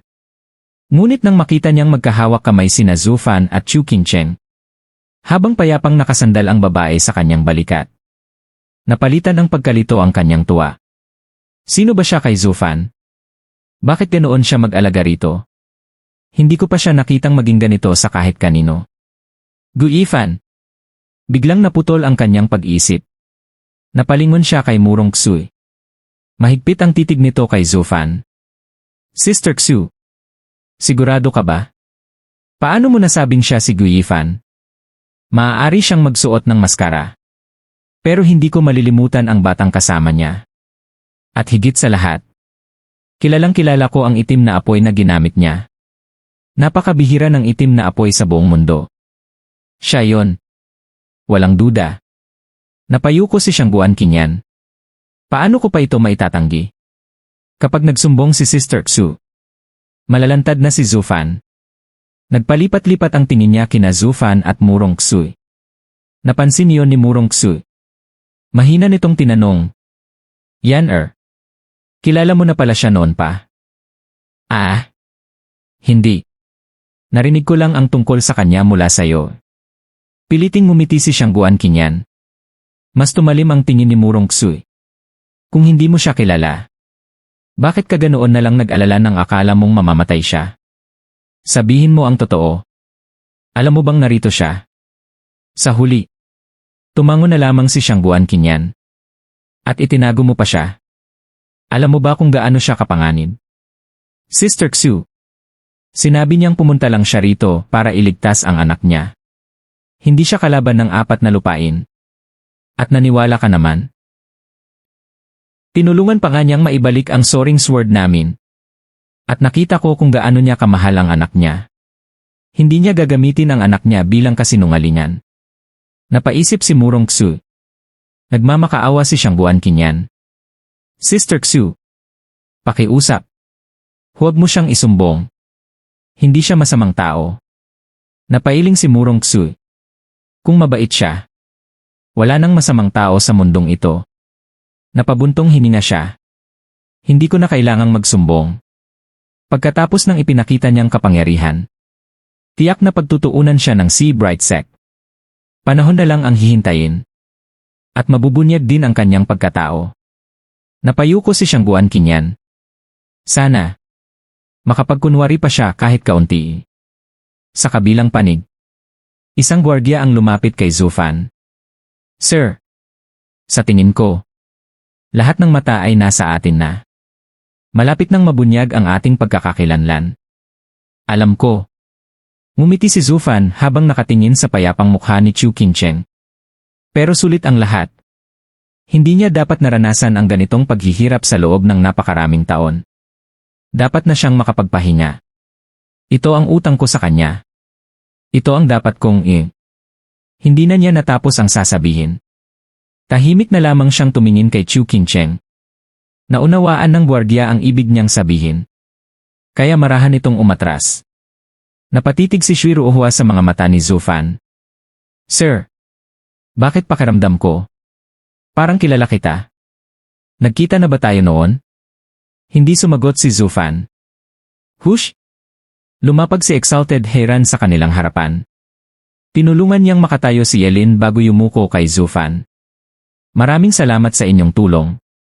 Maaari ko bang malaman ang inyong pangalan? Steward Qian Fan. Napaisip si Exalted Heiran. Qian Clan. Mula sa Hilagang Lupain? Napailing si Exalted Heiran. Napakaraming kahanga-hangang talento pala sa Hilagang Lupain. Sa kanyang isip ay napabuntong hininga siya. Akala niya noon, sina Zufan at Yelin na ang sukdulan ng talento ng tao. Ngayon, may nadiskubre na naman siyang isa pang halimaw. Nagbabago na talaga ang mundo. Sinuri niya ang mga sugat ni Yelin bago sinabi kay Shui Ruohua.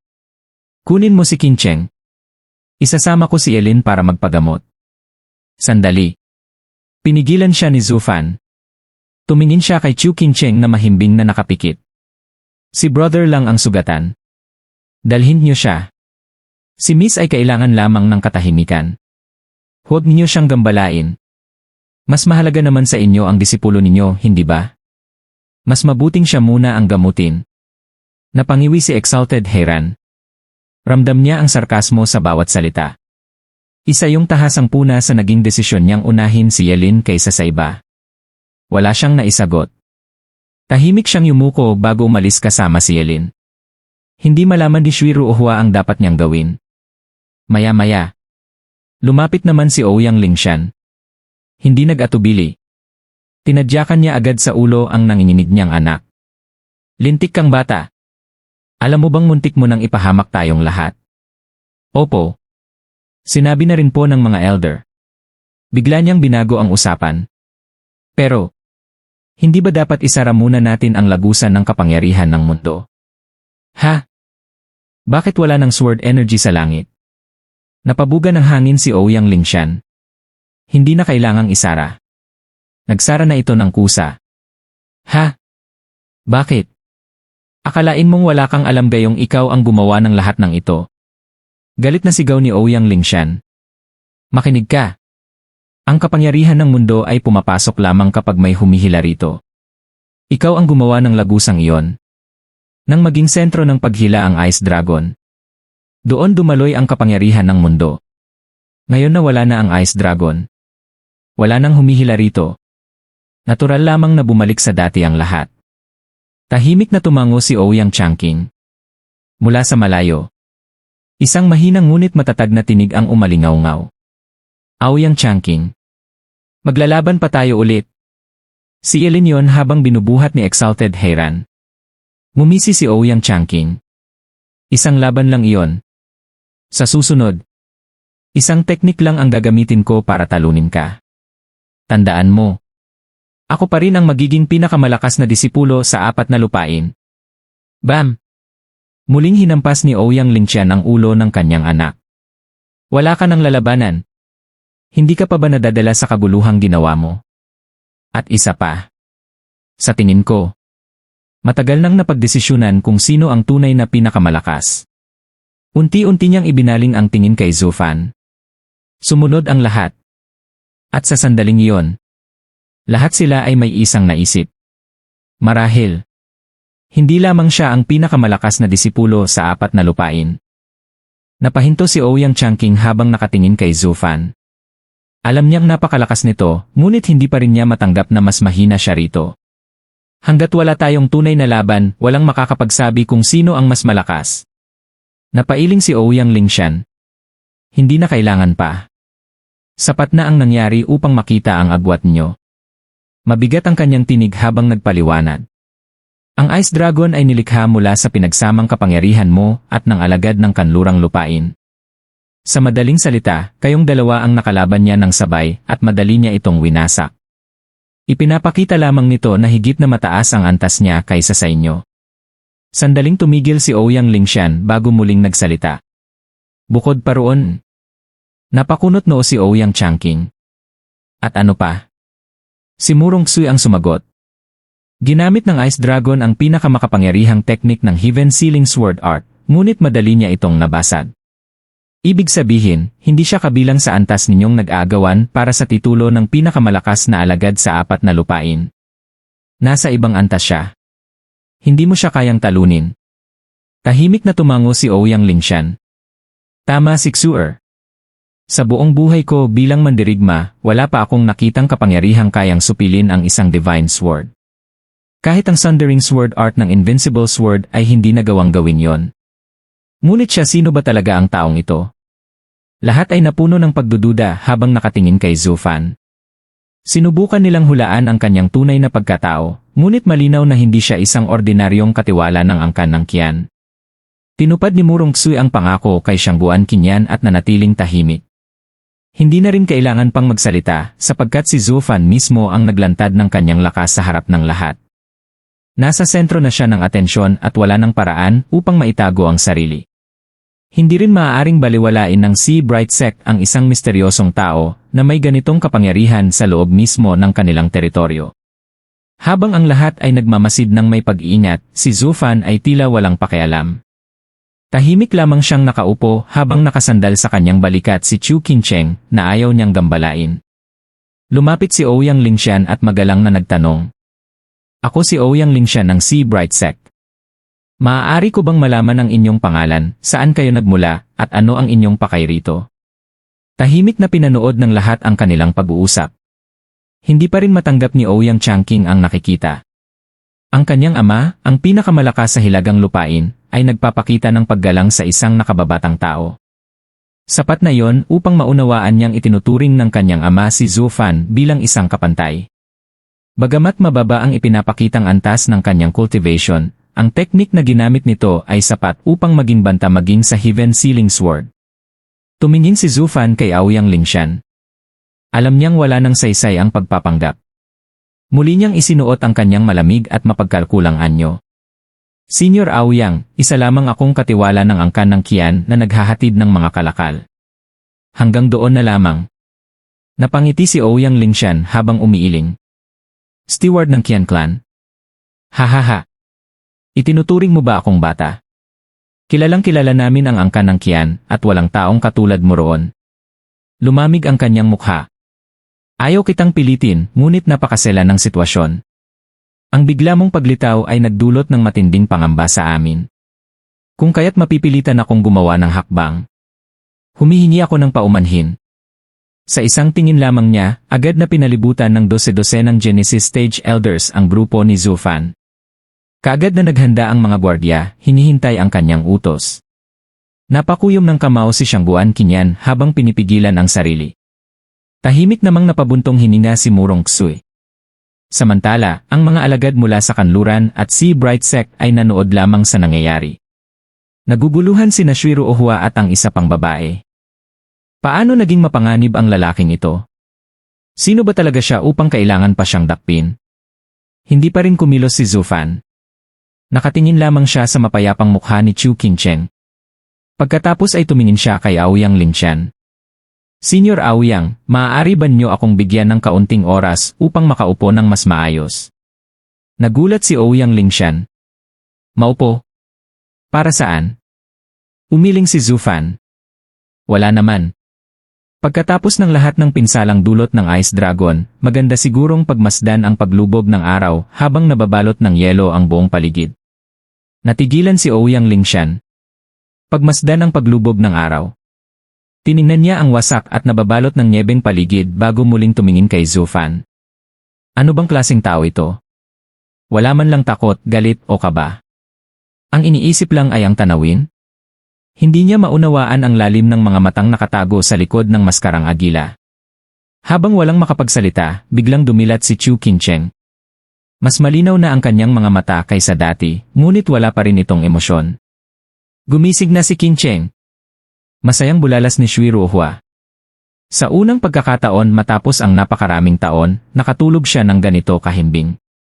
Kahit napakagulo ng paligid, nakapagpahinga siya ng matagal. Isa itong himalay.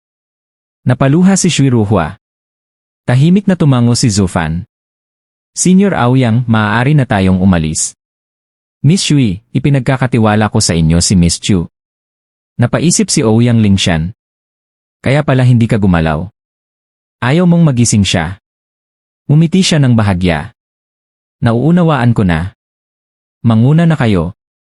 Lumapit ang dalawang elder upang samahan si Zufan. Hindi siya tumutol at tahimik na naglakad palayo habang hawak ni Shuiru Ohua si Chu Qingcheng.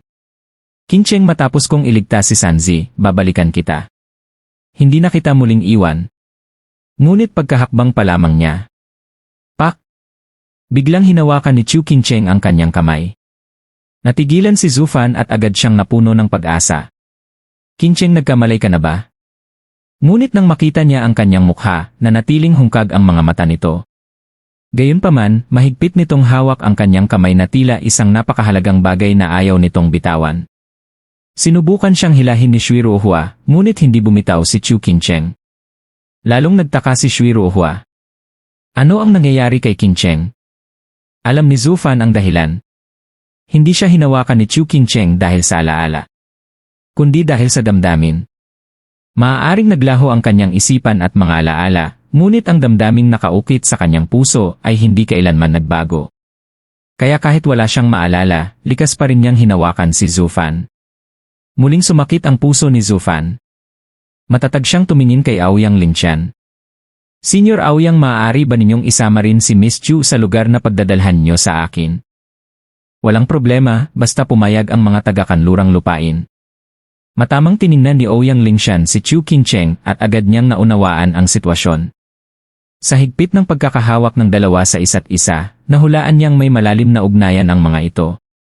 Wala rin namang maidudulot na dagdag na panganib iyon sa kaso ni Zufan, kaya pumayag siya.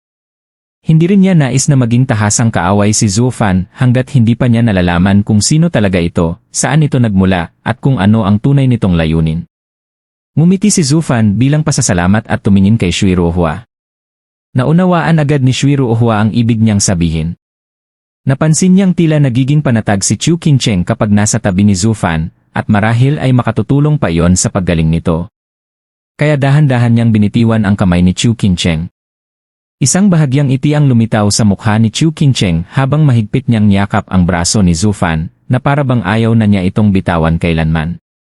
Mahigpit namang pinalibutan ng mga elder ng Sea Bright Sect si Zufan at ang kanyang mga tauhan, na tila mga bilanggo habang inihahatid sila. Mula sa gilid, tahimik na pinagmamasdan ni Shangguan Qinyan ang lahat. Halo ang pag-aalala niya kay Zufan at ang pagkalito sa espesyal na pagtrato nito kay Chu Qingcheng. Sino ba talaga ang babaeng iyon? Tanong niya sa sarili. Lumapit si Wu Qingqiu kay Shui Ruohua. Junior Sister Shui, ano ba talaga ang nangyayari? Sino ang lalaking iyon, at bakit mo hinayaang sumama si Junior Sister Qingcheng sa kanya? Napailing si Shui Ruohua. Hindi ko rin alam. Pero kitang-kita kong panatag si Qingcheng kapag kasama siya. Pakiramdam ko, makatutulong iyon para unti-unti siyang gumaling. Nagreklamo naman siyan mo. Napaka-iresponsable niyan. Misteryoso ang lalaking iyon at binabantayan pa ng Sea Bright Sect. Paano kung gamitin niya si Qingcheng bilang panangga? Paano natin siya ililigtas kung mangyari iyon? Napataas ang boses ni Shui Ruohua. Ano ba ang gusto mong gawin ko?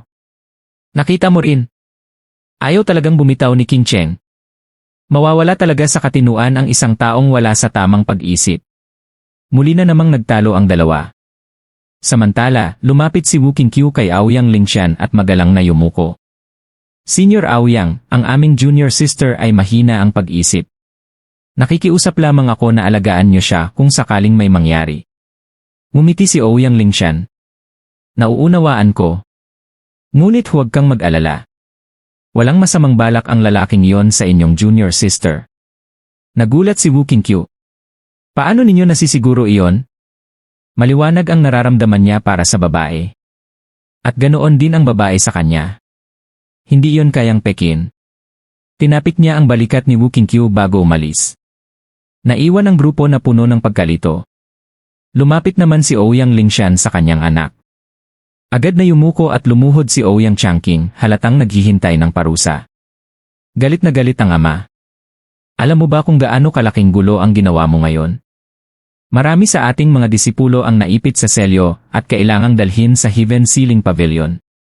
Dahil din sa iyo, napilitan akong kunin ang Heaven Sealing Sword at humina ang depensa ng ating sekta. Kung sinamantala iyon ng Invincible Sword, baka bumagsak ang buong Sea Bright Sect. Mahigpit niyang itinuro ang anak. Ibabalik ko muna ang Heaven Sealing Sword at iulat ko sa sect leader ang tungkol kay Steward Qian. Kapag natapos na ang lahat sa kita haharapin. Pagkasabi niyon ay mabilis siyang lumipad palayo. Napangiwi si Aoyang Changqing. Sana huwag nang matapos ang lahat basta abala si ama, ligtas pa ako. Napailing si Murong Xu. Hindi pa rin talaga nagmamature si Aoyang Changqing ni. Ngunit nang lingunin niya si Shangguan Qinyan, wala na ito. Samantala, tahimik ding umalis sina Wu Qingqiu at ang iba, habang malalim ang iniisip niya tungkol sa mga nangyari. Hindi nagtagal, hinarang ni Shangguan Qinyan si Shui Ruohua. Ako si Shangguan Qinyan mula sa Silangang Lupain. Nagulat si Shui Ruohua. May kailangan ka ba? Tumingin si Shangguan Qinyan ng seryoso. Gusto kong malaman ang lahat tungkol sa babaeng iyon, kahit pinakamaliit na detalye. Nagulat si Shui Ruohua, ngunit matapos makita ang taimtim na tingin nito, dahan-dahan siyang tumango. Lumipas ang isang oras. Tuluyan nang lumubog ang araw at ang buwan ang pumalit sa kalangitan. Sa pinakamataas na gusali ng Beyond Heaven Island, lumitaw si Aoyang Lingshan dala ang Heaven Sealing Sword. Huminto siya sa harap ng isang malaking tansong haligi na puno ng sinaunang mga simbolo. Magalang siyang yumuko. Ibinabalik ko na ang Heaven Sealing Sword. Hinihiling kong muling buhayin ng 4 na venerable ang malaking hadlang ng sekta. Biglang lumitaw ang 4 na matatandang may puting balbas. Napakabilis mong nakabalik, Lingshan. Ngunit bago nila tanggapin ang espada, humingi muna sila ng paliwanag. Isinalaysay ni Aoyang Lingshan ang buong pangyayari, kung paano muntik nang magdulot ng malaking sakuna ang sariling anak. Naging mabigat ang ekspresyon ng apat na venerable. Napakalaki ng talento ni Changqing. Ngunit ang kanyang kayabangan ang sisira sa kanya. Bilang ama, tungkulin mong ituwid siya. Kung hindi, balang araw ay magiging kapahamakan siya ng buong mundo. Tahimik na yumuko si Ouyang Lingshan. Opo. Isa sa puso ko ang inyong payo. Kasabay ng pagbabago ng kanilang mga hand seal, bumukas ang selyo ng haligi. Unti-unting lumutang ang Heaven Sealing Sword at bumalik sa nararapat nitong pwesto. Muling lumiwanag ang buong depensa ng Sea Bright Sect sa bughaw na liwanag. Ngumiti ang apat na venerable. Ganap nang naibalik ang depensa ng sekta. Kahit ang Invincible Sword ay hindi makapapasok. Nagpaalam si Ouyang Lingshan at umalis. Ngunit hindi nila napansing may isang aninong tahimik na nagmamasid sa dilim. Unti-unting lumitaw si Bailey Yuyu. Yee! Kaya pala walang bantay rito. Ang Snow Peak 4 Elders mismo ang nagbabantay sa Heaven Sealing Pavilion. Matalim niyang minasdan ang apat na matanda. Kapag nagsama-sama ang apat na ito, kapantay nila ang isang Sword King halos kasinlakas ni Ouyang Lingshan. Napabuntong hininga siya. Kung ganoon paano ko kukunin ang Heaven Sealing Sword nang hindi nagdudulot ng malaking kaguluhan? Hush! Mula sa anino, mariing minasdan ni Baliyuyu ang apat na matatandang tagapagbantay. Nababalot ng pag-aalinlangan ang kanyang isipan. Inutusan siya ni Zufan na kunin ang Heaven Sealing Sword ngayong gabi, ngunit malinaw na hindi iyon magiging madali sa pinakamalakas na sekta ng Hilagang Lupain, kahit isa pa siyang Sword King. Lintik ano na ngayon? Hindi talaga ako magaling mag-isip. Wala siyang maisip na paraan. Ano kaya ang gagawin ng mokong ngayon? Sanay siyang makitang laging may plano si Zufan sa bawat sitwasyon, kaya tiyak na may sagot din ito rito. Bakit wala akong maisip kahit isa? Pinigan niya ang lahat ng natitira niyang talino, ngunit wala pa ring lumabas na ideya. Ang Heaven Sealing Sword ay nasa likod ng isang napakalakas na hadlang at siya ring pinagmumulan ng kapangyarihan nito. Ibig sabihin, wala na siyang paraan upang agawin ito sa pamamagitan ng dahas. Bukod pa roon, naroon pa ang apat na makapangyarihang matatandang bantay. Isa itong halos perpektong depensa na wala siyang kakayahang pasukin. Babalik na lang kaya ako at magtatanong sa kanya? Saglit siyang natuksong gawin yon, ngunit agad ding umiling. Hindi. Nangako akong kukunin ko ang espada ngayong gabi. Kung babalik akong bigo at hihingi ng tulong, pagtatawanan lang niya ako. Ako ang dakilang Frigid Rain Sword King. Ngunit alam niyang walang saysay ang lakas lamang. Ano pa bang magagawa ko? Hindi ko nga mabutas ang depensang ito. Ano pa kaya ang magagawa niya? Maya-maya'y nakahanap siya ng dahilan upang pagaanin ang loob. Tama. Imposible talaga ang misyong ito. Hindi kasalanan ko. Masyadong minadali lang niya ang plano. Kahit ibigay ko pa ang problemang ito sa kanya, wala rin siyang magagawa. Wala talagang solusyon. Kaya walang nakakahiya kung babalik akong bigo. Sa wakas, nagpa siya si Baliyuyu na sumuko muna. Muli siyang natunaw sa kadiliman at tahimik na naglaho. Babalik siya kay Zufan upang ireklamo ang imposibleng misyong ito. Ngunit sa sandaling iyon, may mas mahalagang problemang kinakaharap si Zufan, nakatutok na sa kanya ang buong Sea Bright Sect. Sa pangunahing bulwagan ng Sea Bright Sect, magaan na naglakad si Ouyang Lingshan, ngunit natigilan ng makita ang mga naroon. Bukod kay Sect Leader Ling Yunchen, naroon din sina Exalted Heiran at Bu Xingyun ng Sun Sea Sect. Agad niyang naunawaan ang sitwasyon at yumuko. Pinuno ng sekta, mukhang nalaman na ninyo. Siyempre. Itinuro ni Ling Yuntian ang dalawa. Ikinuwento na sa akin ni na Exalted Heiran at Sect Leader Bu ang lahat. Alam kong may kakaiba kay Steward Qian, pero hindi ko akalaing ganoon siya kalakas. Hindi ka panipaniwala na nagawa niyang wasakin ang espiritong nabuo mula sa kapangyarihan ng langit at lupa sa isang suntok lamang. Alam mong tanging sa tulong ng isang banal na espada lamang natin kayang labanan ang ganoong kapangyarihan. Napasinghal si Bu Xingyun. Sect Leader Ling, bakit mo pa siya pinupuri? Isa siyang espiya ng gitnang lupain. Napatunayan na ng aking sekta iyon. Yumiling si Exalted Heiran. Masyado pang maaga para sabihin ganoon. Totoong kahanga-hanga ang kanyang lakas, ngunit wala pa tayong sapat na ebidensyang may masama siyang pakay sa Sea Bright Sect. Hindi tayo dapat maghusga ng walang batayan. Maghusga, malamig na tumawa si Buxingyon. Anong mabuting dahilan ang mayroon ang isang taong hindi kilala para pumunta rito? Kung hindi siya espiya, ano? Dumalo lang ba siya sa kaarawan ni Sect Leader Ling? Kahit inosente pa siya, sa panahon ngayon dapat alisin ang lahat ng kahina-hinalang elemento. Mariing tumutol si Heran. Hindi maaari. Kung basta tayo papatay ng walang katibayan, mas malaking problema ang darating. Ngumisi si Buxingyon. Takot ka pa rin dahil sa balitang tungkol sa Devil Mountain. Wala namang nakakita roon. At kahit totoo iyon, sa tingin mo ba bawat hakbang natin ay may makakasalubong tayong alagad nila? Napasinghap si Heran. Ngunit napakataas ng posibilidad sa pagkakataong ito. Ang talento ng taong iyon ay lampas sa normal. Ilang kabataan ba sa 5 lupain ang kayang umabot sa antas niya? Bukod sa Devil Mountain, sino pa ang makapagtuturo ng ganoong halimaw? Kung tunay siyang mula roon, mas lalong hindi natin dapat siya galawin.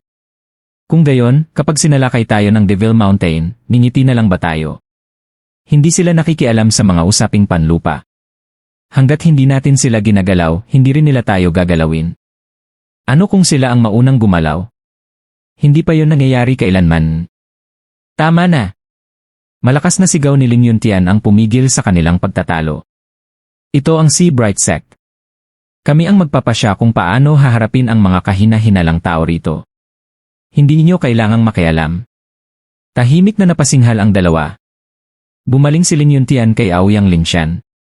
Lingshan, ano ang ginawa mo sa kanya? Hindi ako nangahas na gumawa ng anumang hakbang nang walang pahintulot ninyo. Sa tingin ko, hindi siya ordinaryong tao. Kaya ipinasyal ko muna ang kanilang Yuan Qi at ikinulong sila sa likod ng maraming hadlang habang hinihintay ang inyong utos. At ang tungkol sa Soaring Sword. Umiling si Ouyang Lingshan. Ginamit na namin ang lahat ng paraan ng Heaven Sealing Sword, maging ang paraan ng pagbasad at pag-seal, ngunit walang epekto. Napakahiwaga ng selyong iyon. Kailangan pa naming pag-aralan bago namin ito mabuksan. Napabuntong hininga si Heran.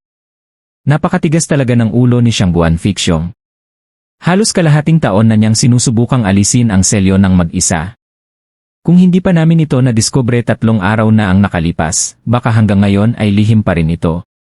Napailing si Ouyang Lingshan. May kapal ka ring magsalita. Hindi mo rin naman sana ipapaalam sa amin kung hindi ka napilitang gawin yon. Tumawa si Heran. Kasalanan niyo ng matandang si Murong Li. Ayaw niyang mapahiya. Umikot ang mga mata ni Ouyang Lingshan. Kayo talagang matatanda, inuuna pa ang pride kaysa sa mahalagang bagay. Naging seryoso si Ling Yuntian. Ang pinakamahalagang gawain ngayon ay alisin ang selyo ng Soaring Sword. Kapag nabuksan na ito at nagtipon na ang lahat ng pinuno ng 5 lupain, saka natin sisiyasatin ang tunay na pagkatao ni Steward Qian at magpapasya kung ano ang nararapat gawin. Tumango ang lahat. Tanging si Buxingyon lamang ang nagbulong-bulong. Patay na lang siya at tapos ang usapan. Biglang tumalim ang tingin ni Ling Yuntian.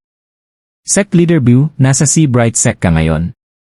Sana'y igalang mo ang aming mga alituntunin. Huwag mong lampasan ang iyong hangganan. Napangiwi si Buxingyon. Ano ang ibig mong sabihin? Ngumiti si Ling Yuntian habang tinapik ang kanyang balikat. Alam kong pinasundan mo si Qian Fan. Kung hindi, paano mo nalaman agad ang nangyari? Kung ayaw mong pagdudahan kita, huwag ka nang ulit. Nanginginig na tumango si Buxingyon. Hindi pala kasing bait ng ipinapakita ng taong ito. Sa isang maluwang ngunit matibay na selda, tahimik na nakaupo ang grupo ni Zufan. Nakasil ang kanilang mga cultivation, napapalibutan ng napakatitibay na pader at maraming special barriers. Tanging si Qiaoer lamang ang hindi isinama sa pagsisil dahil naniwala ang mga matatanda ng Sea Bright Sect na isa lamang siyang inosenteng bata. Hindi pinansin ni Zufan ang mabigat na kapaligiran. Mahigpit niyang hawak ang kamay ni Chu Qingcheng. Ginoo, ano ang gagawin natin ngayon? Malayo ito sa orihinal nating plano, tanong ng isang bantay. Mahinang ngumiti si Zufan. Kapag hindi na umaayon ang plano sa realidad, kailangang baguhin ang plano. Sa pinakamasama, ilang araw lang tayong maghihintay rito bago kumilos. Pero mahigpit tayong binabantayan. Kung hindi ako sigurado, sa tingin mo ba magiging ganito ako kakalma? Tama na ang usapan. Napatingin siyang muli kay Chu Qingcheng na nananatiling blangko ang mga mata. Masaya na rin ako kahit paano magkasama tayo ngayon. Napakapanganib ng paglalakbay sa North Sea. Kaya kahit isang sandaling dagdag na makasama ka sapat na yon. Clap! Clap! Clap! Umalinggaw ang tunog ng palakpakan sa loob ng selda, kasabay ng masayang tawa. Ha ha ha! Tama nga ako. Kapatid na Zo, ikaw nga talaga. Buhay ka pa at sa wakas ay nakabalik ka rin. Napakunot ang noo ni Zufan sa likod ng kanyang maskarang agila at otomatikong napalingon sa labas ng rehas. Dahan-dahang bumukas ang pintuan ng kulungan at pumasok si Wu Qingqiu, walang halos ipinagbago ang anyo mula noong huli silang magkita. May masayang ngiti sa labi, lumapit siya kay Zufan habang hindi maitago ang pananabik. Napailing si Zufan at bahagyang natawa. Ano ang nagbunyag sa akin? Ngumiti si Wu Qingqiu. Sa buong mundong ito, iisa lang ang taong may ganoong kalalim na pagmamahal kay junior sister Qingcheng, ikaw. At ganoon din siya sa'yo. Ikaw lang ang lubos niyang pinagkakatiwalaan mula sa kaibuturan ng kanyang puso. Nagniningning ang mga mata ni Wu Qingqiu habang bumuntong hininga. Hindi ako makapaniwalang ang isang kaibigan na matagal nang nawawala ay biglang lilitaw sa harapan ko.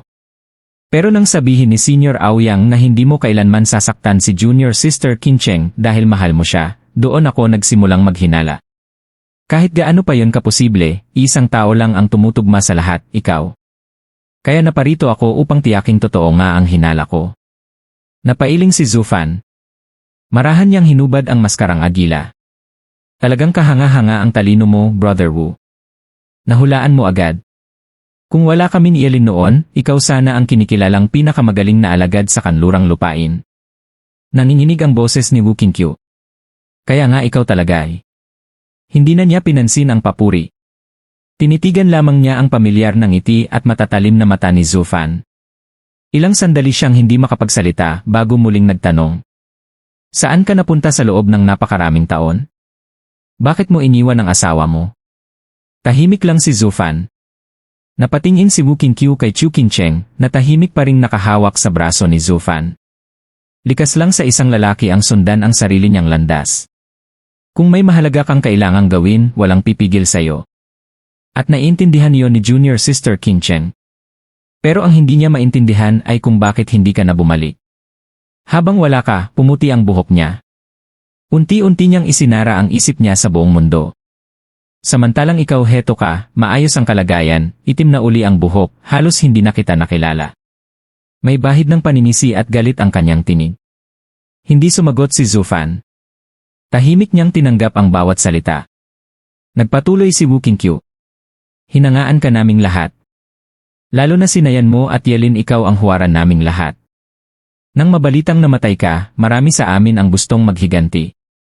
Kami na rin ang nangakong mag-aalaga sa biyudang iniwan mo. Kahit siyan mo, na laging magaspang ang ugali, naging maalaga kay Junior Sister Qingcheng dahil sa respeto niya sa'yo. Pero ano ang ginawa mo? Pinaniwala mo kaming patay ka at nawala ka ng 4 o 5 taon.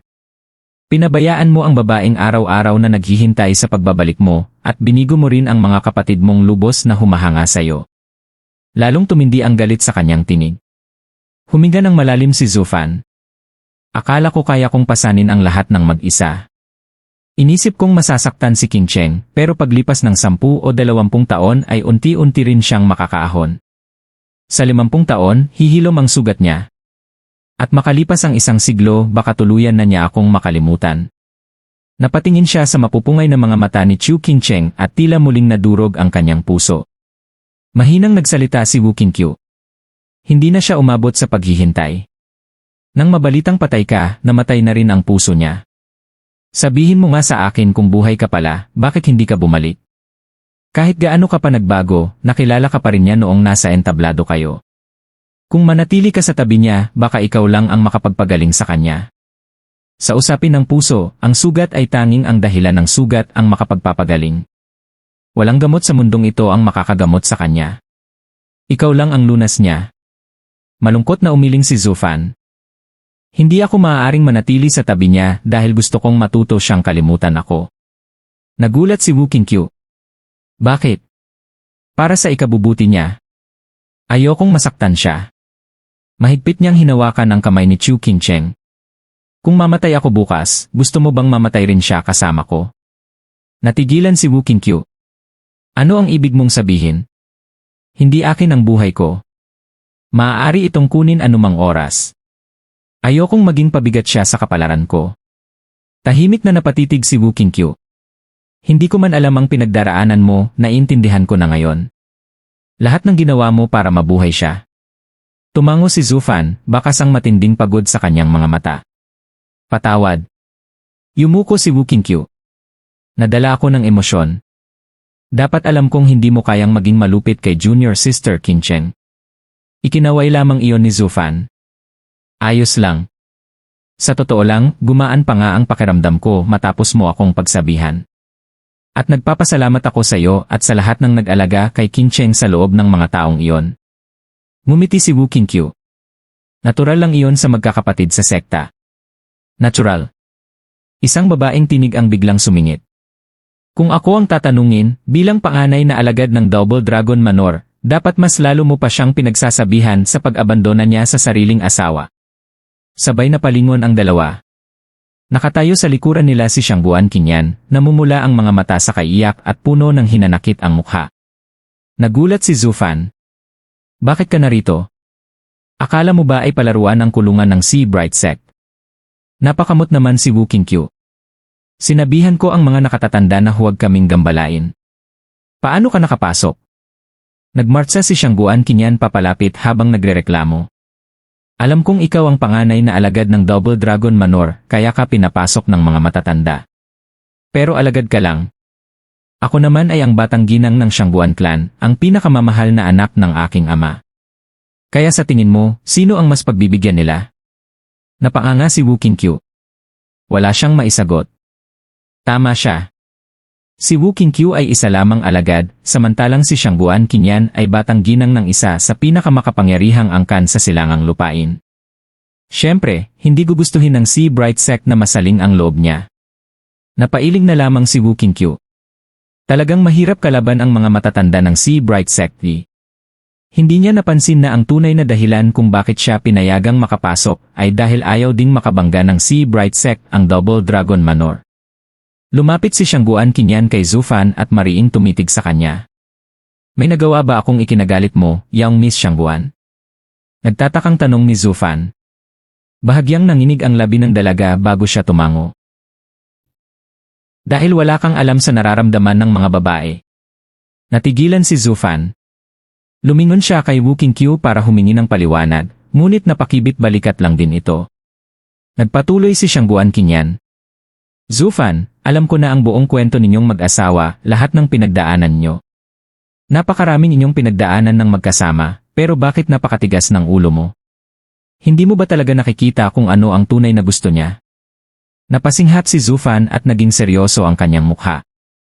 Dito muna natin puputulan ang ating nobela ng Magic Emperor. Stay tuned lang, upload ko din agad ang kasunod na chapters. Pa-like and subscribe na lang para updated kayo sa upload natin. Maraming salamat.